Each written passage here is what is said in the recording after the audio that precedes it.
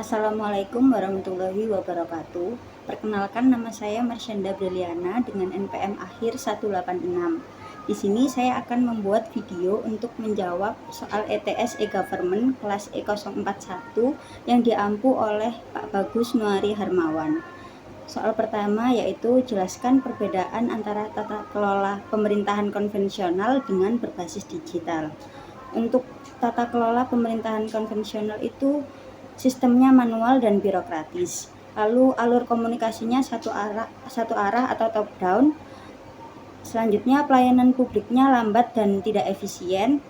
Lalu untuk akses informasinya terbatas pada kantor pemerintahan saja. Dan transparansinya itu lebih rendah dan potensi korupsinya itu lebih besar. Selanjutnya untuk pemerintahan digital atau e-government, yang pertama ada menggunakan teknologi informasi dan komunikasi atau TIK dalam seluruh proses pelayanan publik. Lalu selanjutnya adanya komunikasi dua arah antara pemerintah dan masyarakat. Untuk pelayanannya sendiri cepat, transparan, dan akuntabel. Data dan layanan bisa diakses kapan saja melalui platform digital. Lalu yang terakhir, menumbuhkan partisipasi masyarakat melalui kanal daring. Lalu soal yang kedua, jelaskan solusi yang dapat dilakukan oleh pemerintah untuk menyelesaikan permasalahan kesenjangan digital yang dialami oleh aktor pemerintah dan masyarakat. Nah, untuk mengatasi kesenjangan digital yang dialami oleh aktor pemerintah maupun masyarakat, diperlukan solusi yang bersifat menyeluruh, yaitu yang pertama pembangunan infrastruktur digital seperti jaringan internet dan penyediaan wifi publik. Lalu selanjutnya ada peningkatan literasi digital bagi masyarakat agar mampu mengakses dan menggunakan teknologi dengan bijak. Lalu selanjutnya ada memberikan subsidi perangkat digital atau program Smart Village bagi daerah yang tertinggal. Lalu selanjutnya ada kolaborasi antara pemerintah dengan sektor swasta dan akademisi dalam inovasi digital inklusif. Nah, langkah-langkah ini juga harus diimbangi dengan kebijakan yang inklusif agar transformasi digital ini tidak hanya dinikmati oleh masyarakat perkotaan saja, tapi juga menjangkau seluruh lapisan di wilayah Indonesia. Lalu soal yang ketiga, sebutkan dan jelaskan tantangan apa saja yang dialami dalam implementasi e-government yang diterapkan di negara-negara berkembang.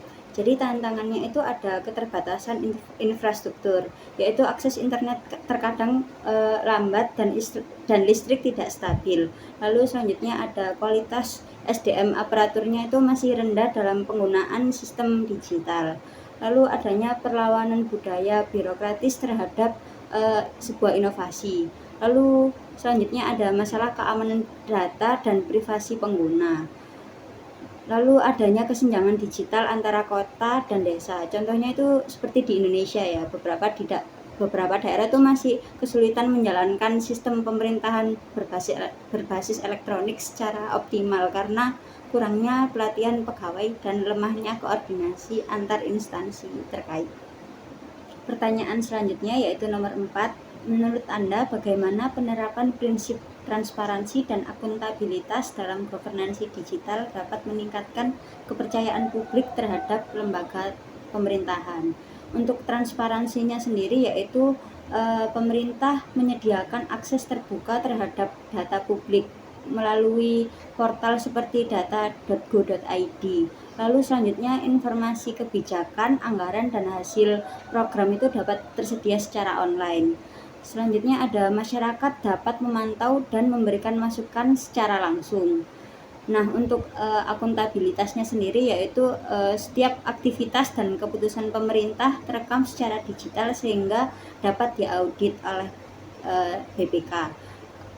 Lalu selanjutnya ada penggunaan aplikasi pengaduan publik seperti aplikasi lapor untuk memperkuat tanggung jawab pemerintah. Sekian dari saya, kurang lebihnya saya mohon maaf. Wassalamualaikum warahmatullahi wabarakatuh.